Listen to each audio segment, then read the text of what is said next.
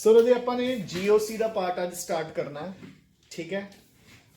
I hope ਕਿ ਤੁਸੀਂ ਆਈਸੋਮੈਰਿਜ਼ਮ ਦੇ ਡਾਊਟਸ ਜਿਹੜੇ ਮੈਂ ਸੈਂਡ ਕੀਤੇ ਸੀ ਗਰੁੱਪ 'ਚ ਉਹ ਦੇਖ ਲਏ, ਦੇਖਿਆ ਕਿ ਨਹੀਂ, ਪੜ੍ਹੇ ਨਹੀਂ?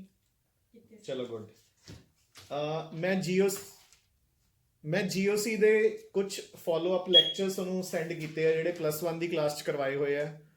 ਉਹ ਵਾਲੇ ਲੈਕਚਰਸ ਅਟੈਂਡ ਕਰ ਲਿਓ, ਠੀਕ ਹੈ। ਐਂਡ ਇਸ ਦੇ ਨਾਲ ਜਿਹੜੇ ਰਿਲੇਟਡ ਨੋਟਸ ਹੈ ਉਹ +1 ਥਿਊਰੀ ਵਾਲੇ ਪੜ੍ਹ ਲਿਓ। ਜਿਹੜੇ ਬੱਚਿਆਂ ਕੋਲ ਨਹੀਂ ਹੈ ਉਹ ਚਾਹੇ ਮੇਰੇ ਤੋਂ ਕਲੈਕਟ ਕਰ ਲਿਓ। Now we shall start off with the questions of GOC। ਦੇਖੋ ਜੇ ਆਪਾਂ ਨੇ ਇਹ +2 'ਚ ਵੀ ਕੀਤੀ ਹੋਈ ਹੈ GOC, ਮਤਲਬ ਜਨਰਲ ਬੇਸਿਕ ਮੈਕੈਨਿਜ਼ਮਸ ਵਗੈਰਾ। ਪਹਿਲਾਂ ਟੌਪਿਕ 6 ਦੇਖੋ ਬੁੱਕ ਦੇ ਵਿੱਚ on page number 288। So question number 1 says the effect that makes 2,3-dimethyl butene more stable than 2-butene। देखो रजे आ 2-butene है, उन्हें ध्यान नाल समझी चलो। this is 2-butene। हुण आपां ने करनी है 2,3-dimethyl 2-butene। so this is 2,3-dimethyl 2-butene, ठीक है। ਇਹਨਾਂ ਦੋਨਾਂ ਵਿੱਚੋਂ ਜ਼ਿਆਦਾ ਸਟੇਬਲ ਬੁਟੀਨ ਕਿਹੜੀ ਹੈ? ਆਹ ਵਾਲੀ।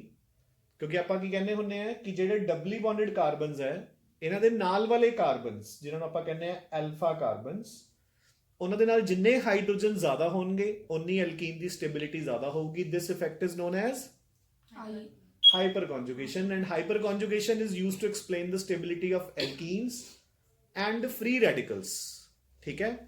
alkenes and free radicals। so answer आ गया राजे B option। done।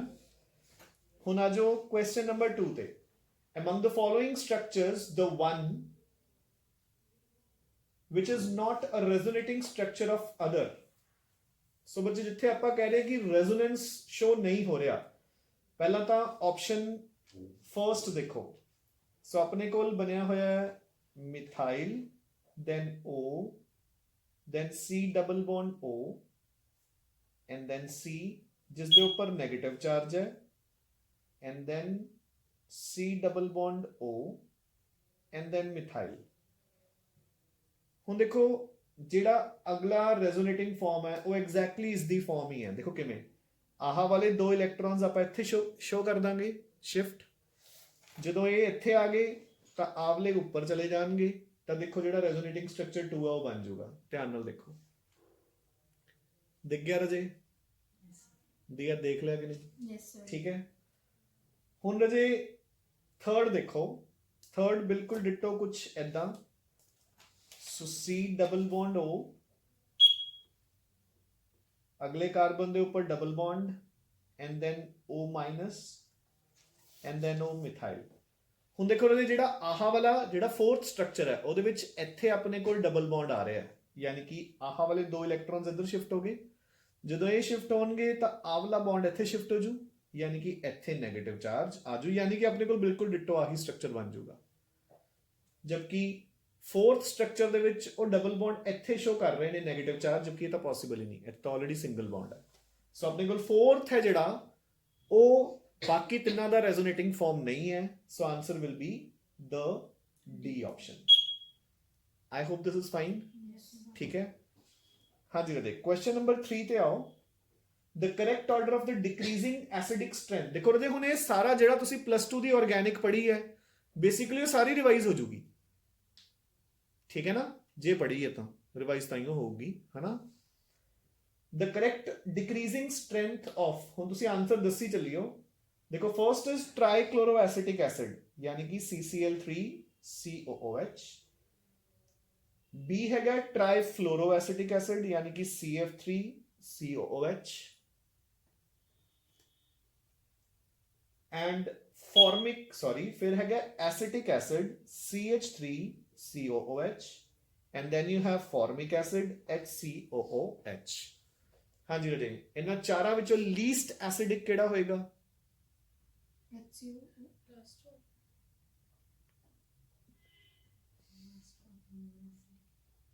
ਇਹਦੇ ਨਾਲ ਤਾਂ ਜ਼ਿਆਦਾ ਐਸਿਡਿਕ ਹੈ। ਇੱਥੇ ਇੱਕ ਇਲੈਕਟ੍ਰੋਨ ਪੁਸ਼ਿੰਗ ਗਰੁੱਪ ਹੈ, ਇਲੈਕਟ੍ਰੋਨ ਪੁਸ਼ਿੰਗ ਗਰੁੱਪਸ ਡਿਕਰੀਜ਼ ਦ ਐਸਿਡਿਕ ਕਰੈਕਟਰ। ਬਸ ਆਨਸਰ ਹੋ ਗਿਆ। ਦੇਖੋ ਇਹ ਸਭ ਤੋਂ ਘੱਟ, ਇਹ ਉਸ ਤੋਂ ਜ਼ਿਆਦਾ, ਇੱਥੇ ਪੁਸ਼ਿੰਗ ਗਰੁੱਪ ਪੁਲਿੰਗ ਗਰੁੱਪਸ ਨੇ, ਇਹ ਵਧਾਣਗੇ। ਫਲੋਰੀਨ ਮੋਰ ਇਲੈਕਟ੍ਰੋਨੈਗੇਟਿਵ ਹੈ, ਇਹ ਜ਼ਿਆਦਾ ਵਧਾਊਗੀ। ਸੋ ਦਿਸ ਇਜ਼ ਲੀਸਟ, ਇਸ ਤੋਂ ਜ਼ਿਆਦਾ, ਇਸ ਤੋਂ ਜ਼ਿਆਦਾ, ਇਹ ਸਭ ਤੋਂ ਜ਼ਿਆਦਾ। ਡਨ। ਦੇਖੋ ਰਾਜੇ, ਇਹਦੇ 'ਚ ਇੱਕ ਗੱਲ ਤਾਂ ਜ਼ਰੂਰ ਹੈਗੀ ਹੈ ਕਿ ਇੱਥੇ ਪੁਸ਼ਿੰਗ ਗਰੁੱਪ ਹੈ, ਇੱਥੇ ਕੋਈ ਗਰੁੱਪ ਨਹੀਂ, ਤਾਂ ਬੱਚਿਆਂ ਨੂੰ ਕਾਮਨਲੀ ਇਹ ਕਨਫਿਊਜ਼ਨ ਹੁੰਦੀ ਹੈ ਕਿ ਸਰ ਹੁਣ ਫਾਰਮਿਕ ਐਸਿਡ ਤੇ ਟ੍ਰਾਈਕਲੋਰੋਐਸਿਟਿਕ ਐਸਿਡ 'ਚੋਂ ਕਿਹੜਾ ਜ਼ਿਆਦਾ ਐਸਿਡਿਕ ਹੋਊਗਾ। ਠੀਕ ਹੈ ਨਾ, ਇਹ ਕੁਝ ਚੀਜ਼ਾਂ ਆਪਾਂ ਨੂੰ ਲਰਨ ਕਰਨੀਆਂ ਪੈਂਦੀਆਂ, ਬਾਕੀ ਉੱਥੇ ਆਪਸ਼ਨ ਦੇ ਅਕੋਰਡਿੰਗ ਆਨਸਰ ਨਿਕਲ ਹੀ ਆਉਂਦਾ ਹੁੰਦਾ। ਤਾਂ ਦੇਖੋ ਆਪਣੇ ਕੋਲ ਆਨਸਰ ਬਣਦਾ ਹੈ B greater than A, BADC, ਸੋ ਇਹ ਆਨਸਰ। ਸਮਝ ਗਏ ਨਾ। ਹੁਣ ਧਿਆਨ ਨਾਲ ਦੇਖੋ, ਸਭ ਤੋਂ ਘੱਟ ਆਪਣੇ ਕੋਲ C ਹੈ, ਪਹਿਲੀ ਗੱਲ ਤਾਂ ਆਨਸਰ ਤਾਂ ਇੱਥੋਂ ਹੀ ਨਿਕਲਿਆ। ਠੀਕ ਹੈ ਨਾ। ਸੋ ਉਹ ਸਾਨੂੰ ਕਦੇ ਵੀ ਐਦਾਂ ਕਨਫਿਊਜ਼ ਨਹੀਂ ਕਰਨਗੇ। ਆਪਾਂ ਨੂੰ ਪਤਾ ਕਿ ਐਸਿਟਿਕ ਐਸਿਡ ਇਜ਼ ਲੀਸਟ ਐਸਿਡਿਕ, ਤਾਂ ਆਨਸਰ ਤਾਂ ਇੰਨੇ ਇੱਕ ਉਸ 'ਚੋਂ ਹੀ ਨਿਕਲਿਆ। ਪਰ ਆਪਣੇ ਬੱਚਿਆਂ ਨੂੰ ਇਹਦੇ 'ਚ ਵੀ ਕਨਫਿਊਜ਼ਨ ਸੀਗੀ, ਹੈ ਨਾ, ਤਾਂ ਫਿਰ ਪ੍ਰੋਬਲਮ ਹੋ ਸਕਦੀ ਹੈ। ਠੀਕ ਹੈ ਪਾਇਲ? ਹਾਂਜੀ ਰਾਜੇ। So come on to the next question, and the next question is fourth, which one of the following does not show electromeric effect? ਹਾਂਜੀ ਰਾਜੇ, ਇਲੈਕਟ੍ਰੋਮੈਰਿਕ ਇਫੈਕਟ ਕਿਸ 'ਚ ਹੁੰਦਾ ਹੈ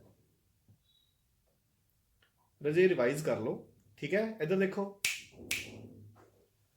ਮੈਂ ਜ਼ਰਾ ਤੁਹਾਨੂੰ ਰਿਵਾਈਜ਼ ਕਰਵਾ ਰਿਹਾ ਮੋਟਾ ਮੋਟਾ ਜਿਹਾ। ਵੈਸੇ ਮੈਂ ਤੁਹਾਨੂੰ ਲੈਕਚਰ ਸੈਂਡ ਕਰਤੇ, ਉਹਦੇ 'ਚੋਂ ਪੜ੍ਹ ਲਿਓ। ਠੀਕ ਹੈ, ਇੱਧਰ ਦੇਖੋ ਜ਼ਰਾ। ਜਿਹੜੇ ਤਾਂ ਆਪਣੇ ਕੋਲ ਹੁੰਦੇ ਨੇ ਫੰਕਸ਼ਨਲ ਗਰੁੱਪਸ ਲਾਈਕ ਹੈਲੋਜਨਸ, ਐਲਕੋਹਲਸ, ਅਮੀਨਸ, ਠੀਕ ਹੈ, ਇਹ ਸਾਰੇ ਨੈਗੇਟਿਵ ਆ ਜਾਣਗੇ, ਕਾਰਬਨ ਵਿਲ ਬਿਕਮ ਪੋਜ਼ਿਟਿਵ। ਇਹ ਇਫੈਕਟ ਹੁੰਦਾ ਹੈ ਇੰਡਕਟਿਵ ਇਫੈਕਟ।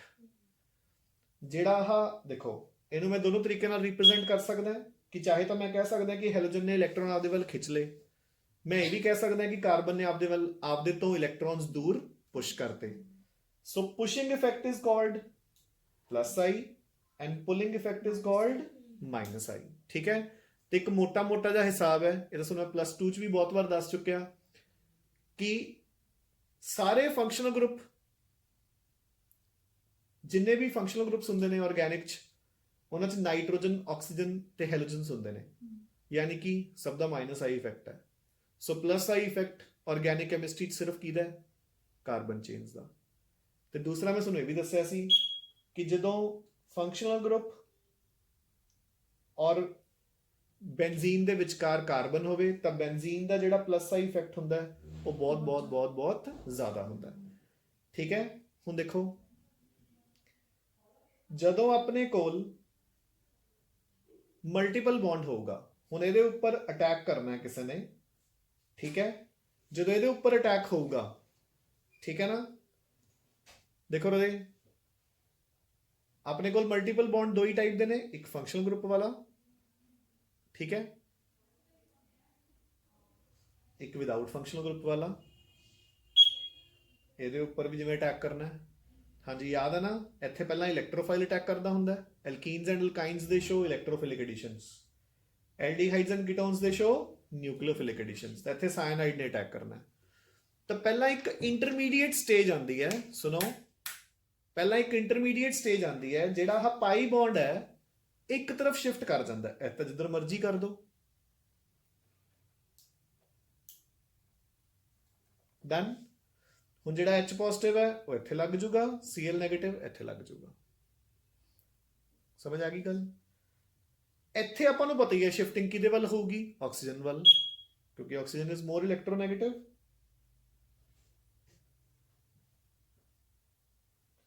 ਸਾਇਨਾਈਡ ਪਹਿਲਾਂ ਇੱਥੇ ਲੱਗ ਜੂਗਾ, H ਇੱਥੇ ਲੱਗ ਜੂਗਾ। ਕਲੀਅਰ? ਹੁਣ ਦੇਖੋ, ਇਹ ਸੀਗਾ ਇੰਡਕਟਿਵ ਇਫੈਕਟ, ਇਹ ਸੀ ਇਲੈਕਟ੍ਰੋਮੈਰਿਕ ਇਫੈਕਟ। ਆਹ ਵਾਲਾ ਇਲੈਕਟ੍ਰੋਮੈਰਿਕ ਇਫੈਕਟ ਕਿਹੜਾ ਹੈ? ਹਾਂਜੀ, ਜਿੱਥੇ ਨਿਊਕਲੀਓਫਾਈਲ ਅਟੈਕ ਕਰੂਗਾ ਮਾਈਨਸ E, ਜਿੱਥੇ ਇਲੈਕਟ੍ਰੋਫਾਈਲ ਅਟੈਕ ਕਰੂਗਾ ਪਲੱਸ C। ਇਹਦਾ ਲੌਜਿਕ ਕੀ ਹੈ? ਨਿਊਕਲੀਓਫਾਈਲ ਨੇ ਅਟੈਕ ਕਰਨਾ ਹੈ, ਮੂਵਮੈਂਟ ਆਫ ਇਲੈਕਟ੍ਰੋਨਸ ਹੋਈ ਹੈ ਇੱਧਰ, ਅਟੈਕਿੰਗ ਰੀਏਜੈਂਟ ਇੱਥੇ ਅਟੈਕ ਕਰੂ, ਸੋ ਆਪੋਜ਼ਿਟ ਟੂ ਦਾ ਮੂਵਮੈਂਟ। ਇੱਥੇ ਮੂਵਮੈਂਟ ਹੋਈ ਹੈ ਇੱਧਰ, ਇਲੈਕਟ੍ਰੋਫਾਈਲ ਇੱਥੇ ਅਟੈਕ ਕਰੂ, ਸੋ ਟੁਵਰਡਸ ਦ ਮੂਵਮੈਂਟ ਆਫ ਇਲੈਕਟ੍ਰॉन्स। ਸੋ ਇੱਥੇ ਪਲੱਸ ਸੀ ਤੇ ਮਾਈਨਸ ਸੀ, ਸੋ ਦੋਨਾਂ ਵਿੱਚ ਮੇਜਰ ਡਿਫਰੈਂਸਸ ਸੁਣੋ। ਪਲੱਸ ਆਈ ਇਫੈਕਟ ਕਿਹੜਾ ਹੈ? ਪਰਮਾਨੈਂਟ, ਕਿਉਂਕਿ ਚਾਹੇ ਕੋਈ ਅਟੈਕ ਕਰੇ ਚਾਹੇ ਨਾ ਕਰੇ, ਇਹ ਹਮੇਸ਼ਾ ਨੈਗੇਟਿਵ ਰਹਿਣਗੇ, ਇਹ ਹਮੇਸ਼ਾ ਪੋਜ਼ਿਟਿਵ। ਇਲੈਕਟ੍ਰੋਮੈਰਿਕ ਇਫੈਕਟ ਟੈਂਪਰਰੀ, ਕਿਉਂਕਿ ਜੇ ਸਪੋਜ਼ ਇਹ ਨਹੀਂ ਆਣਗੇ ਤਾਂ ਇਹ ਡਬਲ ਬੌਂਡ ਤਾਂ ਬਣੂਗਾ ਹੀ ਨਾ, ਸੋ ਇਹ ਮੌਕੇ ਤੇ ਸ਼ਿਫਟਿੰਗ ਹੋਈ ਹੈ। So electromeric effect is shown by the compounds at the time of the reaction. ਦੂਸਰਾ, ਇਹ ਉੱਥੇ ਸ਼ੋ ਹੁੰਦਾ ਜਿੱਥੇ ਸਿਗਮਾ ਬੌਂਡਸ ਹੁੰਦੇ ਨੇ, ਇਹ ਪਾਈ ਬੌਂਡਸ। ਪਲੱਸ ਸੀ ਮਾਈਨਸ ਸੀ ਤੇ ਪਲੱਸ ਆਈ ਤੇ ਮਾਈਨਸ ਆਈ ਦੇ ਵਿੱਚ ਕੀ ਇਫੈਕਟ ਹੈ, ਕੀ ਡਿਫਰੈਂਸ ਹੈ, ਉਹ ਤੁਹਾਨੂੰ ਮੈਂ ਦੱਸਦਾ। ਸੋ ਆਪਣੇ ਕੋਲ 4 ਦਾ ਆਨਸਰ ਹੁਣ ਦੱਸ ਦਿਓ। ਪਾਇਲ ਦੱਸੀ 4 ਦਾ ਆਨਸਰ ਕੀ ਆਊਗਾ?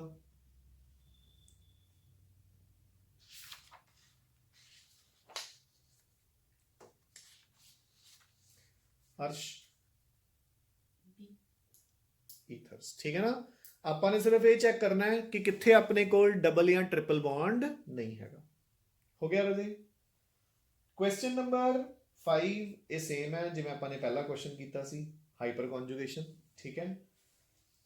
6th ਕੁਐਸਚਨ ਆਪਾਂ ਨੇ 3rd ਦੇ ਵਿੱਚ ਡਿਸਕਸ ਕਰ ਲਿਆ ਕਿ ਫਾਰਮਿਕ ਐਸਿਡ ਐਸਿਟਿਕ ਐਸਿਡ ਤੋਂ ਸਟਰੋਂਗਰ ਹੈ due to plus I effect of alkyl groups, ਠੀਕ ਹੈ ਰਾਜੇ।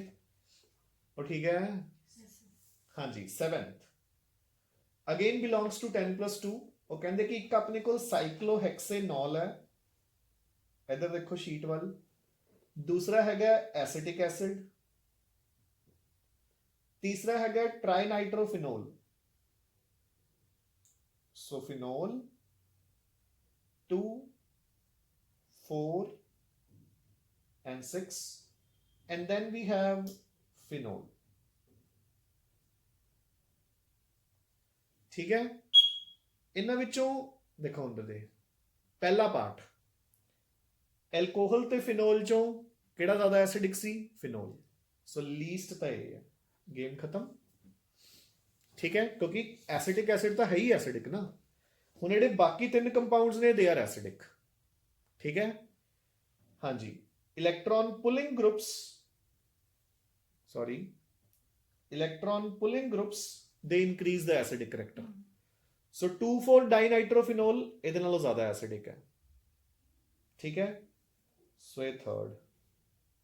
ਹੁਣ ਰਹਿ ਗਿਆ ਇਹਨਾਂ ਦੋਨਾਂ ਚੋਂ, ਠੀਕ ਹੈ। ਐਸਿਟਿਕ ਐਸਿਡ ਨੋ ਡਾਊਟ ਫਿਨੋਲ ਤੋਂ ਜ਼ਿਆਦਾ ਐਸਿਡਿਕ ਹੈ। ਜੇ ਇੱਕ ਨਾਈਟਰੋ ਲੱਗਿਆ ਹੁੰਦਾ ਤਾਂ ਵੀ ਜ਼ਿਆਦਾ ਹੁੰਦਾ, ਪਰ ਜੋ 3 ਨਾਈਟਰੋ ਲੱਗ ਗਏ ਉਹਨਾਂ ਦਾ ਪੁਲਿੰਗ ਇਫੈਕਟ ਇੰਨਾ ਜ਼ਿਆਦਾ ਲੱਗ ਗਿਆ ਕਿ ਉਹ ਮੈਕਸਿਮਮ।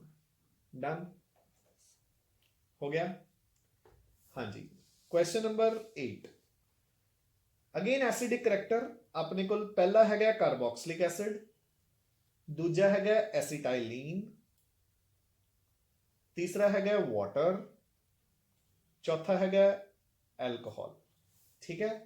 ਦੇਖੋ ਰਾਜੇ ਹੁਣ ਇਦਾਂ ਦੇ ਕੁਐਸਚਨਸ ਨੂੰ ਸੋਲਵ ਕਰਨ ਲਈ ਦੇਖੋ ਅਗੇਨ ਤੁਹਾਡੀ ਬੇਸਿਕ ਨੌਲੇਜ ਕਿਵੇਂ ਕੰਮ ਆਉਂਦੀ ਹੈ। ਦੇਖੋ ਨੋ ਡਾਊਟ ਇਹ ਸਭ ਤੋਂ ਜ਼ਿਆਦਾ ਐਸਿਡਿਕ ਹੈ, ਠੀਕ ਹੈ। ਹੁਣ ਦੇਖੋ ਯਾਦ ਹੈ ਆਪਾਂ ਨੇ ਕੀ ਆਰਡਰ ਕੀਤਾ ਸੀ? Phenol is more acidic than water, water is more acidic than alcohols, ਕਿਉਂਕਿ ਐਲਕੋਹਲ ਤਾਂ ਬੇਸਿਕ ਹੁੰਦੇ ਨੇ। ਸੋ ਐਲਕੋਹਲ ਇਹਦੇ ਨਾਲੋਂ ਘੱਟ ਹੈ। ਫਿਰ ਅਲਕਾਈਨਸ ਵੀ, they are basically basic compounds. So ਦੂਜੇ ਨੰਬਰ ਤੇ ਕੌਣ ਆ ਗਿਆ? ਪਾਣੀ। ਆਪਣਾ ਆਂਸਰ ਨਿਕਲਿਆ। ਡਨ ਕਿ ਨਹੀਂ? ਠੀਕ ਹੈ। ਨਾਓ ਅੱਛਾ, ਜੇ ਹੁਣ ਇਹਨਾਂ ਦੋਨਾਂ ਚੋਂ ਡਿਸਾਈਡ ਕਰਨਾ ਹੈ, ਦੇਖੋ ਆਪਾਂ ਕੀ ਕਰਦੇ ਹੁੰਦੇ ਆ। ਦੇਖੋ ਰਾਜੇ ਹੁਣ ਧਿਆਨ ਨਾਲ, ਜੇ ਹੁਣ ਅਗਲੀਆਂ ਆਪਸ਼ਨਸ ਹੋਣ ਆਪਣੇ ਕੋਲ,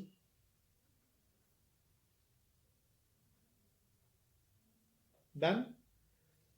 ਸੋ ਆਪਾਂ ਕਹਿੰਦੇ ਹੁੰਦੇ ਆ ਕਿ as the hybridization of carbon changes from sp3 ਤੋਂ sp2 ਤੋਂ sp, ਕਾਰਬਨ ਦੀ ਇਲੈਕਟ੍ਰੋਨੈਗੇਟਿਵਿਟੀ ਵੱਧਦੀ ਜਾਂਦੀ ਹੈ। So carbon becomes negative, hydrogen becomes positive.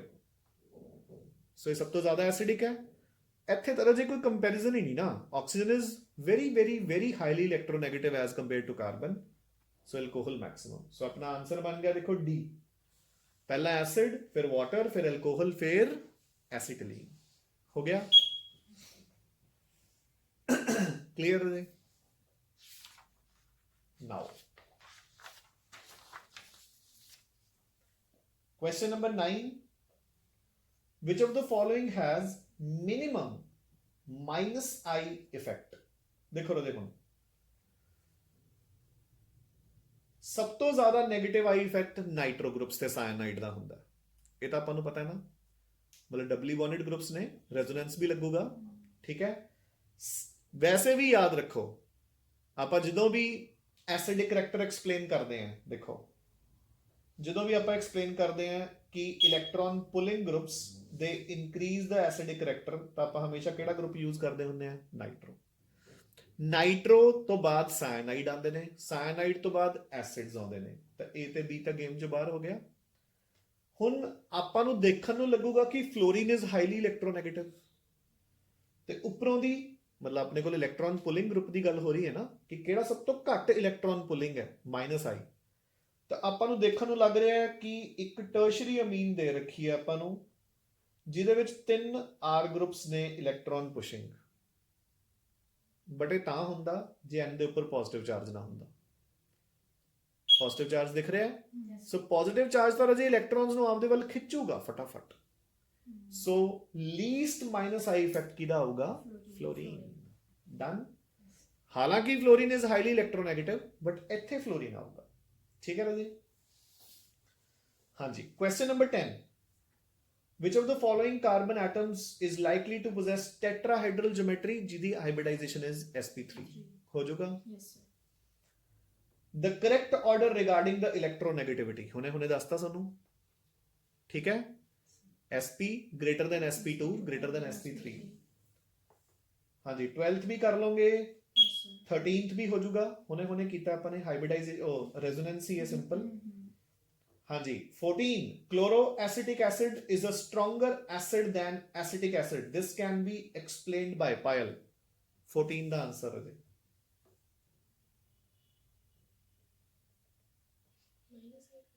ਠੀਕ ਹੈ, chlorine groups have minus I.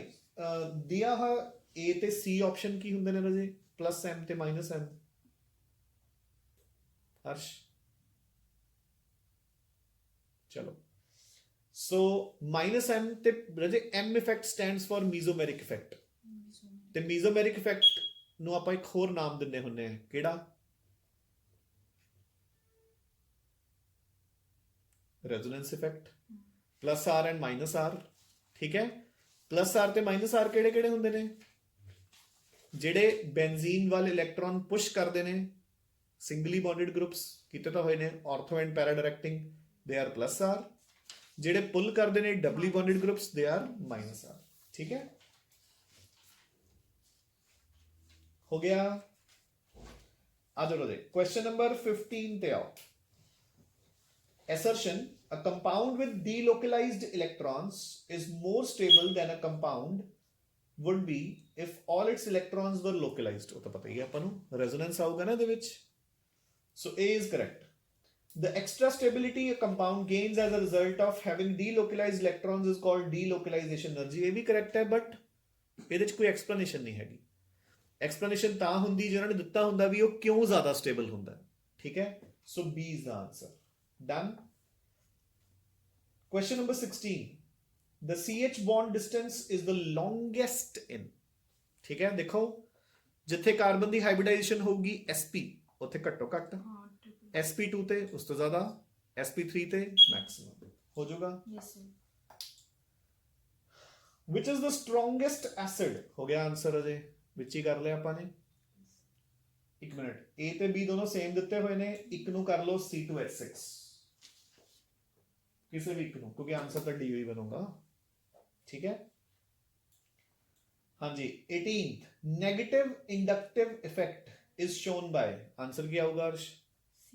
Done। Hyperconjugation is also known as Baker-Nathan effect after the name of the scientist। No bond resonance ਵੀ ਇਹਨੂੰ ਕਹਿੰਦੇ ਆ। So both A and B। ਪਤਾ no bond resonance ਕਿਉਂ ਕਹਿੰਦੇ ਆ? ਆ ਜਾਓ ਦੇਖੋ ਰਦੇ, ਪਹਿਲੀ ਗੱਲ ਤਾਂ ਇਹਦਾ ਨਾਮ ਹੀ ਹਾਈਪਰ ਕੌਨਜੂਗੇਸ਼ਨ ਕਿਉਂ ਹੈ। ਹੁਣ ਧਿਆਨ ਨਾਲ ਸੁਣੋ, ਆਪਾਂ ਕਹਿੰਦੇ ਹੁੰਦੇ ਆ ਕਿ ਰੈਜ਼ੋਨੈਂਸ ਕਦੋਂ ਸ਼ੋ ਹੁੰਦੀ ਹੈ? ਦੋਨਾਂ ਵਿੱਚੋਂ ਇੱਕ ਕੰਡੀਸ਼ਨ, ਯਾਦ ਹੈ ਨਾ ਕੋਈ?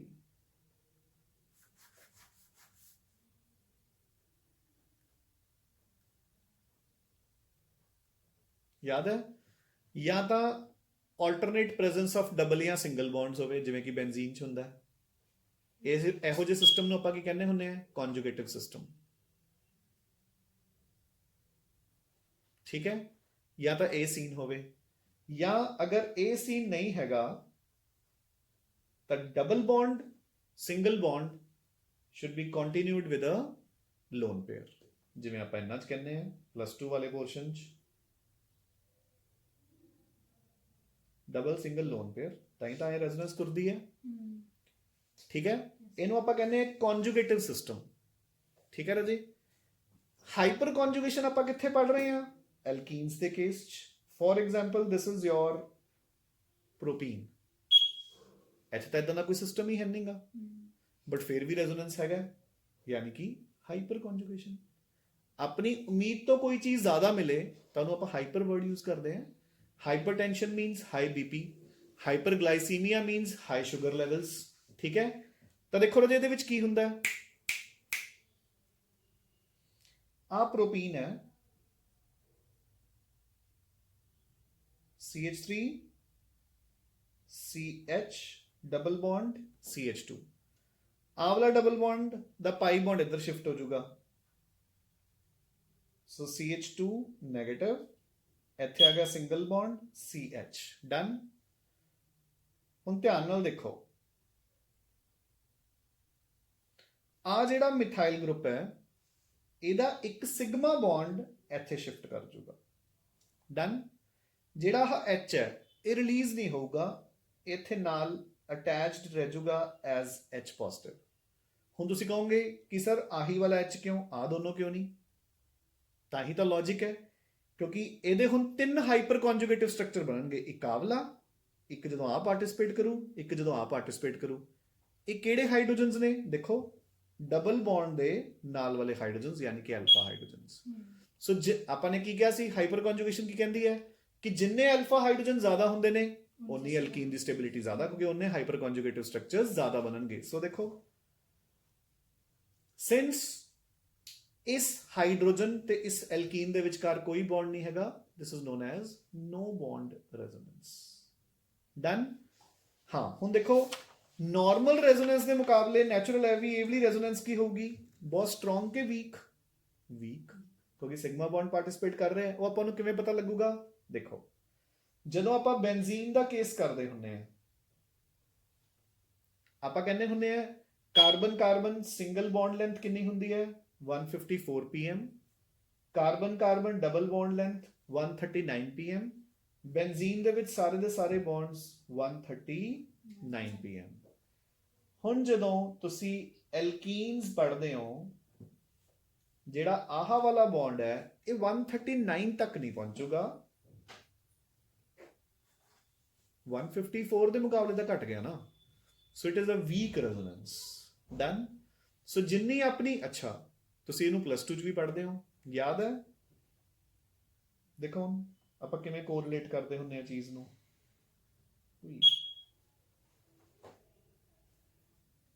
ਮੈਂ ਇਹਦੇ ਵਿੱਚ ਪਾਇਆ ਐਲਕੋਹਲਿਕ KOH, ਤਾਂ H ਇੱਥੋਂ ਵੀ ਜਾ ਸਕਦਾ ਹੈ, H ਇੱਥੋਂ ਵੀ ਜਾ ਸਕਦਾ ਹੈ, ਬਟ ਆਪਾਂ ਇੱਥੋਂ ਭੇਜਦੇ ਹੁੰਦੇ ਆ। ਕਿਹੜਾ ਰੂਲ ਹੁੰਦਾ ਹੈ? ਸੇਡਜ਼ਰਸ ਰੂਲ। ਸੇਡਜ਼ਰਸ ਰੂਲ ਕੀ ਕਹਿੰਦਾ ਹੁੰਦਾ ਹੈ? ਇਨ ਵਿਚ ਦ ਡਬਲੀ ਬੌਂਡਡ ਕਾਰਬਨਸ ਆਰ ਮੋਰ ਐਲਕਾਈਲੇਟਡ। ਆ ਗਿਆ ਨਾ, ਮੋਰ ਐਲਕਾਈਲੇਟਡ। ਡਨ। ਹਾਂਜੀ, ਦੀਆ ਪੱਲੇ ਪੈ ਗਿਆ। Yes sir. So question number 2020, which of the following has highest plus I effect ਹੋ ਜਾਊਗਾ? Tertiary group. ਸਮਝ ਗਏ ਨਾ? ਦੇਖੋ ਪਹਿਲੇ ਦੇ ਮੁਕਾਬਲੇ ਦੂਜੇ ਦਾ ਜ਼ਿਆਦਾ, ਦੂਜੇ ਦੇ ਮੁਕਾਬਲੇ C ਦਾ ਜ਼ਿਆਦਾ, C ਦੇ ਮੁਕਾਬਲੇ D ਦਾ ਜ਼ਿਆਦਾ, ਕਿਉਂਕਿ ਉਹਦੇ ਕੋਲ 3 ਮਿਥਾਈਲ ਗਰੁੱਪਸ ਹੈ, 3 ਇਲੈਕਟ੍ਰੋਨ ਪੁਸ਼ਿੰਗ ਗਰੁੱਪਸ ਹੈ। ਕਲੀਅਰ? 20 ਹੁਣ ਆਪਾਂ ਥੋੜੇ ਸਕਿਪ ਕਰ ਲਈਏ, ਤੁਸੀਂ ਵੀ ਤਾਂ ਕੁਝ ਕਰੋਗੇ। Yes sir. ਕੋਈ ਕੁਐਸਚਨਸ ਕਿੰਨੇ ਟੋਟਲ? 38 ਹੀ ਹੈ। ਠੀਕ ਹੈ, ਕਮ ਡਾਇਰੈਕਟਲੀ ਟੂ 31। ਕੀ 31? ਠੀਕ ਹੈ। Which of the following is maximum basic? Answer ਦਿਓ ਬਈ, ਇਹ ਤਾਂ ਆਣਾ ਚਾਹੀਦਾ। ਉਹ ਥੱਲੋਂ ਦਿਖ ਜਾਣਗੇ ਸਾਨੂੰ ਯਾਰ। ਠੀਕ ਹੈ, ਸੈਕੰਡਰੀ ਜ਼ਿਆਦਾ ਬੇਸਿਕ ਹੁੰਦਾ ਹੈ, ਯਾਦ ਹੈ ਨਾ? Yes sir. ਹਾਂ, ਟਰਸ਼ਰੀ ਦੇ ਮੁਕਾਬਲੇ। Among the following compounds the most basic is, ਦੇਖੋ ਰਦੇ ਜਿਹੜਾ B ਹੈ ਐਸੀਟਨਾਈਲਾਈਡ ਉਹ ਹੁੰਦਾ ਐਸੀਟਮਾਈਡ, ਤਾਂ ਉਹ ਤਾਂ ਐਸਿਡ ਡੈਰੀਵੇਟਿਵ ਹੋ ਗਿਆ। A C ਤੇ D ਚੋਂ ਇੱਧਰ ਦੇਖੋ, this is aniline ਜਿਹਦੇ ਕੋਲ ਇਲੈਕਟ੍ਰੋਨ ਪੁਲਿੰਗ ਗਰੁੱਪ ਹੈ। C is paranitроaniline, ਮਤਲਬ ਪਹਿਲਾਂ ਤਾਂ ਐਨਿਲੀਨ ਹੀ ਸੀ, ਹੁਣ ਇੱਕ ਹੋਰ ਪੁਲਿੰਗ ਗਰੁੱਪ ਲੱਗ ਗਿਆ। D is benzylamine, ਜਿੱਥੇ ਇੱਕ ਪੁਸ਼ਿੰਗ ਗਰੁੱਪ ਹੈ ਤੇ ਬਹੁਤ ਬੁਰੇ ਵਾਲਾ ਪੁਸ਼ਿੰਗ ਗਰੁੱਪ ਹੈ। ਇਹ ਤਾਂ ਇਹਦੇ ਅੱਛਾ, ਇਹਨਾਂ ਦਾ ਆਰਡਰ ਕੀ ਬਣੂਗਾ? ਇਹ ਸਭ ਤੋਂ ਘੱਟ ਬੇਸਿਕ, ਇਹ ਉਦੋਂ ਵੱਧ, ਇਹ ਮੈਕਸਿਮਮ। ਇਹਦਾ ਮੁਕਾਬਲਾ ਤਾਂ ਅਗਰ ਇਹਦੇ ਨਾਲ ਵੀ ਹੁੰਦਾ ਨਾ ਤਾਂ ਵੀ ਇਹੀ ਜ਼ਿਆਦਾ ਹੁੰਦਾ। ਕਲੀਅਰ ਹੈ? Yes sir. ਹਾਂਜੀ, ਕਮ ਔਨ ਟੂ, ਚਲੋ 33। ਓ ਯਾਰ ਇੱਕ ਤਾਂ ਥੱਲੇ ਆਨਸਰਸ ਆ ਗਏ। ਚਲੋ ਫਿਰ ਵੀ ਲੌਜੀਕਲੀ ਦੱਸੋ 33 ਦਾ ਆਨਸਰ ਕੀ ਆਊਗਾ? Most acidic. ਹਾਂਜੀ,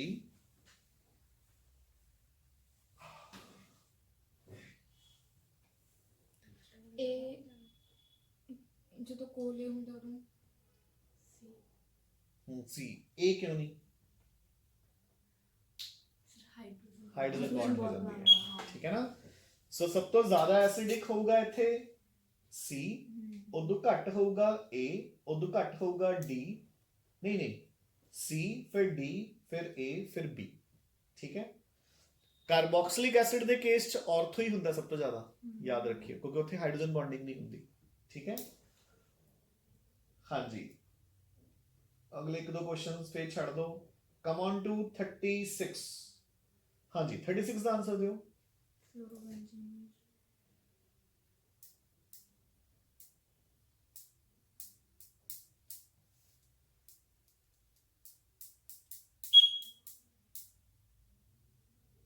ਹਾਂਜੀ, ਹਾਂ ਕੀ ਕਲੋਰੋਬੈਂਜ਼ੀਨ ਇਲੈਕਟ੍ਰੋਫਿਲਿਕ ਸਬਸਟੀਟਿਊਸ਼ਨਸ ਭੁੱਲ ਗਏ? ਕਿਹੜੀ ਡਾਇਰੈਕਟਰ ਹੋਊਗੀ ਇਹ? ਆਰਥੋ ਪੈਰਾ ਕਿ ਮੈਟਾ? ਆਰਥੋ ਐਂਡ ਪੈਰਾ। ਕਿਉਂ? ਕਿਉਂਕਿ ਜਦੋਂ ਇਲੈਕਟ੍ਰॉन्स ਨੀਚੇ ਪੁਸ਼ ਕਰੂਗੀ ਤਾਂ ortho and para positions will become rich in electrons. ਆਈ ਨਹੀਂ ਆ ਜਾਂਦਾ ਹੁੰਦਾ? ਯੈਸ ਸਰ, ਠੀਕ ਹੈ ਸਰ। ਤੇ ਇਹ ਕਿਉਂ ਪੁਸ਼, ਜਦੋਂ ਪੁਸ਼ ਕਰ ਰਹੀ ਹੈ ਤਾਂ ਕਿਹੜਾ ਇਫੈਕਟ ਹੋ ਗਿਆ? +R ਜਾਂ +M, ਠੀਕ ਹੈ। ਕਿ ਭੁੱਲ ਗਏ? ਠੀਕ ਹੈ। ਇਹ ਮੈਂ ਸਪੈਸ਼ਲੀ, ਮੇਰਾ ਪੁੱਛਣ ਦਾ ਮਤਲਬ ਤਾਂ ਬਹੁਤ ਉੱਤੇ ਸੀ, ਮੈਂ ਤਾਂ ਹੋਰ ਹੀ ਪਾਸੇ ਸੋਚੀ ਜਾਂਦਾ ਸੀ, ਤੁਸੀਂ ਤਾਂ ਇੱਥੋਂ ਤੱਕ ਵੀ ਨਹੀਂ ਪਹੁੰਚੇ। ਓਕੇ, ਕੋਈ ਗੱਲ ਨਹੀਂ ਆ, ਠੀਕ ਹੈ। ਚਲੋ ਸਪੈਸ਼ਲੀ ਪੁੱਛਣ ਦਾ ਮਤਲਬ ਪਤਾ ਕਿਉਂ ਸੀ? ਇੱਧਰ ਦੇਖੋ ਕਿ ਜਿੰਨੇ ਵੀ ਆਪਣੇ ਫੰਕਸ਼ਨਲ ਗਰੁੱਪਸ ਹੈ, ਇੱਧਰ ਦੇਖੋ ਇੱਕ ਵਾਰੀ ਸੁਣ ਲਓ, ਚਲੋ ਸਾਰੇ ਇੱਕ ਵਾਰ ਰਿਵਾਈਜ਼ ਕਰ ਦਿੰਦਾ ਮੈਂ ਸਾਰੇ ਦੇ ਸਾਰੇ। ਚਲੋ ਈਥਰਸ ਨੂੰ ਤਾਂ ਛੱਡੋ ਇੱਥੋਂ, ਫਿਰ ਆ ਗਈਆਂ ਮੀਨਸ,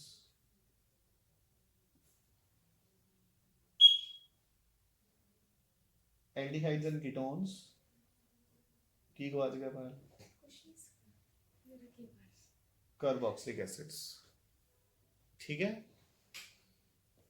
ਆਪਾਂ ਨੇ ਕਿਹਾ ਸੀਗਾ ਕਿ ਜਿਹੜੇ ਡਬਲੀ ਐਂਡ ਟ੍ਰਿਪਲੀ ਬੌਂਡਡ ਗਰੁੱਪਸ ਨੇ ਇਹ ਤਾਂ ਇਲੈਕਟ੍ਰੋਨ ਪੁਲਿੰਗ ਹੁੰਦੇ ਨੇ ਤੇ ਡੀਐਕਟੀਵੇਟਿੰਗ। ਸੋ ਇਹ 5 ਵਿੱਚੋਂ ਸਿਰਫ 3 ਰਿਐਕਸ਼ਨਸ ਸ਼ੋ ਕਰਦੇ ਨੇ, ਫਰੀਡਲ-ਕ੍ਰਾਫਟਸ ਰਿਐਕਸ਼ਨਸ ਦੇ ਸ਼ੋ ਹੀ ਨਹੀਂ ਕਰਦੇ, ਯਾਦ ਹੈ? Yes sir. ਆਹ ਵਾਲੇ ਜਿਹੜੇ ਦੋ ਸੀ, ਇਹ ਆਪਾਂ ਨੇ ਕਿਹਾ ਸੀ ਕਿ ਅਮੀਨ ਸਭ ਤੋਂ ਜ਼ਿਆਦਾ ਪੁਸ਼ਿੰਗ ਹੈ, ਕਿਉਂਕਿ ਜਿਹੜੀ ਨਾਈਟ੍ਰੋਜਨ ਹੈ ਉਹ ਬਹੁਤ ਘੱਟ ਇਲੈਕਟ੍ਰੋਨੈਗੇਟਿਵ ਹੈ। ਐਲਕੋਹਲਸ ਵੀ ਕਾਫੀ ਜ਼ਿਆਦਾ ਪੁਸ਼ਿੰਗ ਹੈ, ਤਾਂ ਕਰਕੇ ਯਾਦ ਹੈ ਬ੍ਰੋਮੀਨੇਸ਼ਨ ਤੇ ਨਾਈਟ੍ਰੇਸ਼ਨ ਤਿੰਨੋਂ ਪੋਜੀਸ਼ਨਸ ਤੇ ਇਕੱਠੀ ਹੋਈ ਸੀ। Ortho meta and para, ortho and para 2,4,6 ਯਾਦ ਹੈ? ਪੀਪੀਟੀ ਬਣਦੇ ਹੁੰਦੇ ਆ। ਤਾਂ ਆਪਾਂ ਇਹਦੇ ਕੇਸ 'ਚ ਬ੍ਰੋਮੀਨੇਸ਼ਨ ਕੈਰੀ ਆਊਟ ਕਰਦੇ in the presence of CS2, nitration carry out ਕਰਦੇ in the presence of dilute HNO3 concentrated ਦੀ ਬਜਾਏ।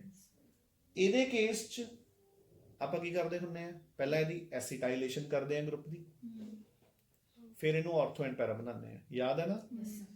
ਇਹਦੇ ਕੇਸ 'ਚ ਆਪਾਂ ਨੇ ਕਿਹਾ ਸੀ ਕਿ ਪੰਜੋ ਰਿਐਕਸ਼ਨਸ ਐਬਸੋਲੂਟਲੀ ਨਾਰਮਲ ਹੁੰਦੀਆਂ ਨੇ। ਕਿਉਂ? ਕਿਉਂਕਿ ਕਲੋਰੀਨ ਦੋਨੋਂ ਇਫੈਕਟ ਸ਼ੋ ਕਰਦੀ ਹੈ, +RB ਤੇ -IV, ਯਾਦ ਹੈ ਕੁਛ ਇਹ? ਤਾਂ ਕਰਕੇ ਉਹਦਾ ਇਫੈਕਟ ਕੈਂਸਲ ਹੋ ਜਾਂਦਾ ਹੈ, ਇਸ ਲਈ ਬਿਲਕੁਲ ਬੈਲੈਂਸਡ ਇਫੈਕਟ ਹੁੰਦਾ ਹੈ। ਪੰਜੋ ਰਿਐਕਸ਼ਨਸ ਨਾਰਮਲੀ ਹੁੰਦੀਆਂ ਨੇ ਤੇ ਆਰਥੋ ਪੈਰਾ, ਆਰਥੋ ਪੈਰਾ, ਆਰਥੋ ਪੈਰਾ। ਮੇਰਾ ਕੁਐਸਚਨ ਇਹ ਸੀਗਾ ਐਕਚੁਅਲ ਚ। ਠੀਕ ਹੈ, ਸੋ ਇਹ ਆਰਥੋ ਐਂਡ ਪੈਰਾ ਦੇਖੋ ਹੁਣ ਧਿਆਨ ਨਾਲ ਸੁਣੋ, ਇਹਨਾਂ ਨੂੰ ਆਪਾਂ ਬੋਲਦੇ ਹੁੰਦੇ ਆ they are ਡੀਐਕਟੀਵੇਟਿੰਗ but meta directing. ਇਹਨਾਂ ਨੂੰ ਆਪਾਂ ਬੋਲਦੇ ਹੁੰਦੇ ਆ ਦੇ ਆਰ ਐਕਟੀਵੇਟਿੰਗ ਬਟ ਇਸ ਕਰਕੇ ਤਾਂ ਕਰਕੇ ਆਰਥੋ and.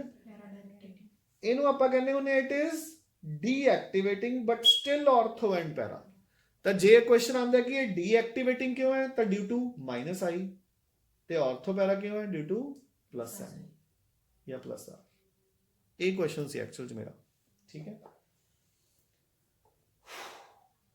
37 the correct order for homolytic bond dissociation energy for methane, ethane, ਉਸ ਤੋਂ ਬਾਅਦ ਕੀ ਹੈ CH3Br under experimental conditions is ਕਿੰਨੀ ਹੁੰਦੀ ਹੈ ਇਹਦੇ 30? ਦੇਖੋ ਜ਼ਰਾ ਮੀਥੇਨ, ਇਥੇਨ ਤੇ CH3Br ਲਈ ਕੀ ਹੋਇਆ? ਇਹਨਾਂ ਨੇ ਆਨਸਰ ਵੀ ਨਹੀਂ ਦਿੱਤਾ ਹੋਇਆ ਦਾ। ਇਹਦਾ ਹੈ ਨਹੀਂ, ਆਪਸ਼ਨ ਵਿੱਚ ਹੀ ਨਹੀਂ ਹੈਗਾ ਆਨਸਰ। BAC ਆ ਰਿਹਾ BAC ਆਊਗਾ, ਆਪਸ਼ਨ ਚ ਦਿੱਤਾ ਨਹੀਂ ਹੋਇਆ ਤਾਂ ਹੀ ਉਹਨੇ ਦਿੱਤਾ ਨਾ ਫਿਰ ਆਨਸਰ। ਹਾਂ ਚਲੋ 38th ਦੇਖੋ ਰਦੇ, ਮੋਸਟ ਐਸਿਡਿਕ। ਹੁਣ ਦੇਖੋ ਰਦੇ ਧਿਆਨ ਨਾਲ, ਓਹੋ ਹਾਂ, ਸੋ ਬੈਂਜ਼ੋਇਕ ਐਸਿਡ ਦਾ ਦੇਖੋ ਸਭ ਤੋਂ ਜ਼ਿਆਦਾ ਹੈਗਾ ਹੀ ਹੈ। ਸਭ ਤੋਂ ਘੱਟ ਕਿਹੜਾ ਹੈ? A part. C ਤੇ B ਚੋਂ ਪਾਇਲ ਕਿਹੜਾ ਜ਼ਿਆਦਾ ਐਸਿਡਿਕ ਹੈ?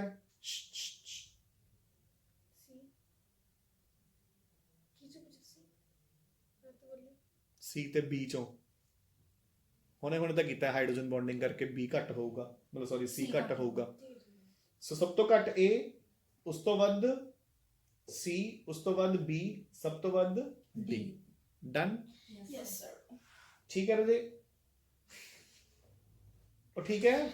ਸੋ 20 ਤੱਕ ਮੈਂ ਤੁਹਾਨੂੰ ਲਗਾਤਾਰ ਕਰਵਾਏ ਸੀ, ਉਸ ਤੋਂ ਬਾਅਦ 31 ਤੋਂ 38 ਹੋ ਗਏ, ਲਗਭਗ ਸਾਰੇ ਕਵਰ ਹੋ ਹੀ ਗਏ, ਵਿੱਚੋਂ ਇੱਕ ਦੋ ਹੀ ਛੱਡੇ ਆ।